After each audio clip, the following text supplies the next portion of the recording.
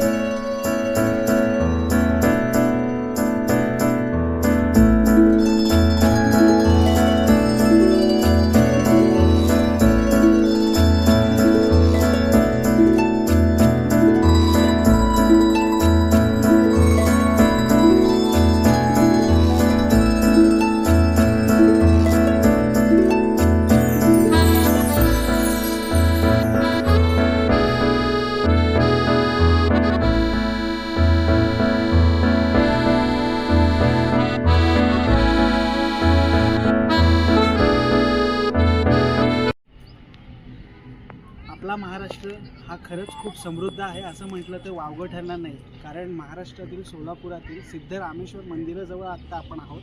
मी पण पहिल्यांदाच इथे आलेलो आहे आणि आजूबाजूचा परिसर बघून मी अक्षरशः भारावून गेलो. ज्या पद्धतीने इथे खूप मोठं असं तलाव आहे, ज्याप्रमाणे इथे भाविक खूप मोठ्या प्रमाणात दर्शनास येत आहेत आणि इथला परिसर खूपच सुंदर आहे. मला खूप आनंद झाला इथे येऊन. आणि आता आपण जातोय सिद्धरामेश्वराचं दर्शन घ्यायला.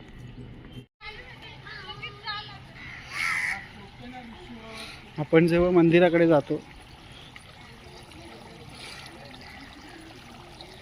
तेव्हा चप्पल काढल्यावर इथे असे पाय धुवायला एक जागा केलेली आहे, जिथून पाण्याचा प्रवाह कंटिन्यू येत असतो आणि तुम्ही इथून पाय धुवून आतमध्ये मंदिरात जाऊ शकता.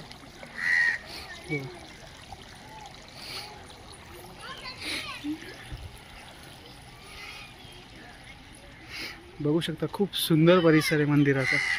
तलाव तर बघू शकता किती मोठं तलाव आहे. हे तर एक साईड झाली तलावाची, पलीकडे देखील त्या साईडला देखील तलाव आहे, जो मी तुम्हाला दाखवणारच आहे.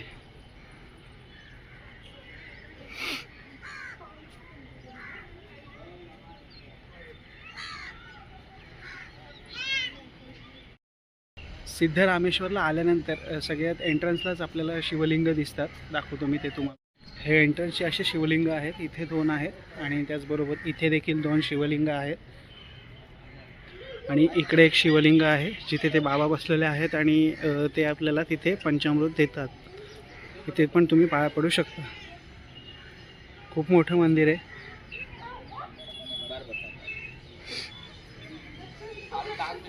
तलाव, मी खरंच इथला तलाव बघून खूप भारावून गेलो. खूप मोठं तलाव आहे. इकडे श्री गणेशाची मूर्ती आहे, गणपती बाप्पाची.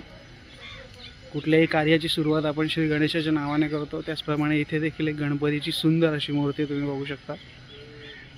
त्याचबरोबर तसंच गणपती मंदिर झाल्यानंतर इथे देखील बाहेरच इथे एक शंकराची पिंड आहे आणि इथे देखील नंदी आहे.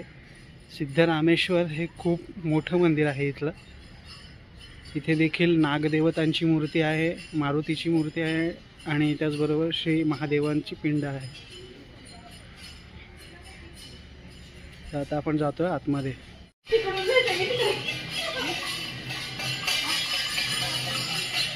इथे पूजा अर्चना चालू आहे वाटतं. आता आम्ही आत्ता आलेलो आहोत 4 वाजता बरोबर. पूजा अर्चना इथे चालू आहे मंदिरात.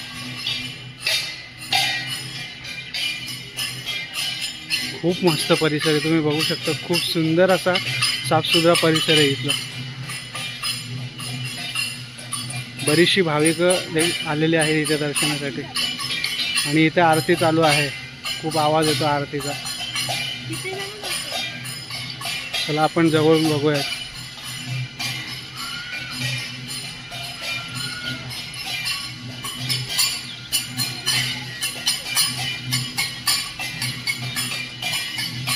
ही बघा, तिथे तुम्हाला दिसेल आरती चालू आहे. महाराज आहे तिथे. जे आत्ताच जस्ट आरती करून गेलेले आहेत आतमध्ये. इथे आरती चालू आहे आणि इथे देखील वर असे 2 शिवलिंग आहेत, त्यांचीच आरती करून ते गेलेले आहेत. सिद्धेश्वर प्रसन्न असं तिथे लिहिलेलं आहे. बोला हर हर महादेव शंभो शंकर. हे मंदिर आहे पूर्ण असं. बरीच भाविक मंडळी इथे आलेली आहेत. इथे अन्नछत्र आहे, तुम्हाला दिसेल. चला आपण आतमध्ये देखील जाऊया.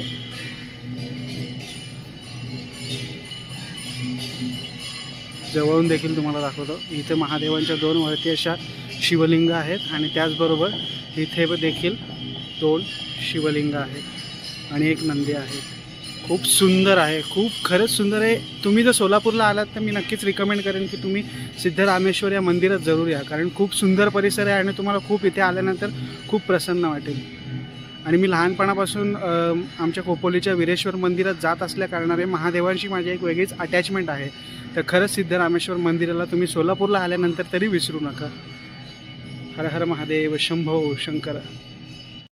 ते शिवलिंग मी ते तुम्हाला जे दाखवलेत ते श्री शिवसिद्धी रामेश्वरांची शिवयोग समाधी आहे.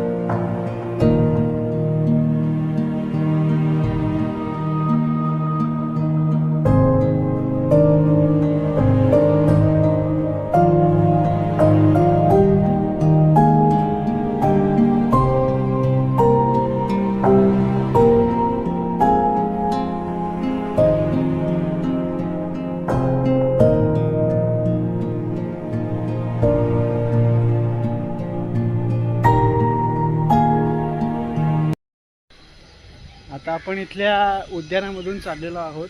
सिद्धेश्वर मंदिराच्या इथेच बाजूला एक उद्यान आहे, तर तिथेच आपण आता चाललेलो आहोत.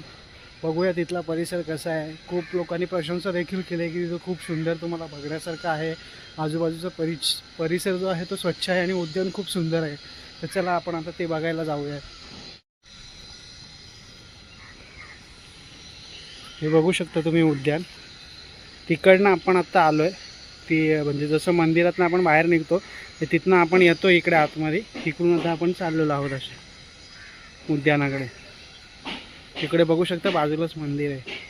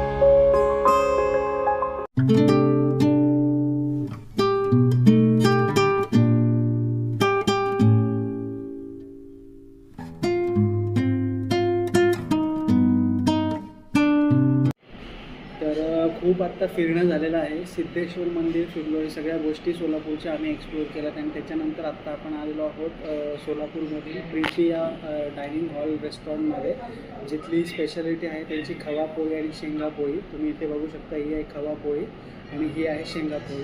तर आता आपण दोन्ही ट्राय करूयात, बघूयात कशा लागतात दोन्ही. खूप लोकांचं रेकमेंडेशन आहे, तर एकदा ट्राय करून बघूयात की कशा लागतात. एकदा खवा पोळी बघूयात.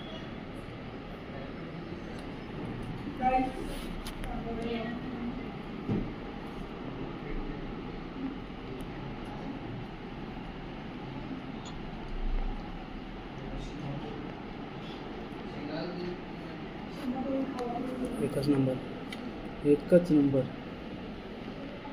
एकच नंबर खरंच. माझ्याबरोबर माझी मिसेस, माझी मिवणे आणि मित्र आहे. तर ते ॲक्च्युली त्यांना ब्लॉग बिगचं इंटरेस्ट नाही आहे, पण आता ते आहेत आजूबाजूला, तर त्यांना पण मी सांगतो तुम्ही एकदा ट्राय करा, तुम्ही परत परत ते खा. खूप चांगले आणि खूप भारी. एकदा शेंगा पोळी पण ट्राय करतो.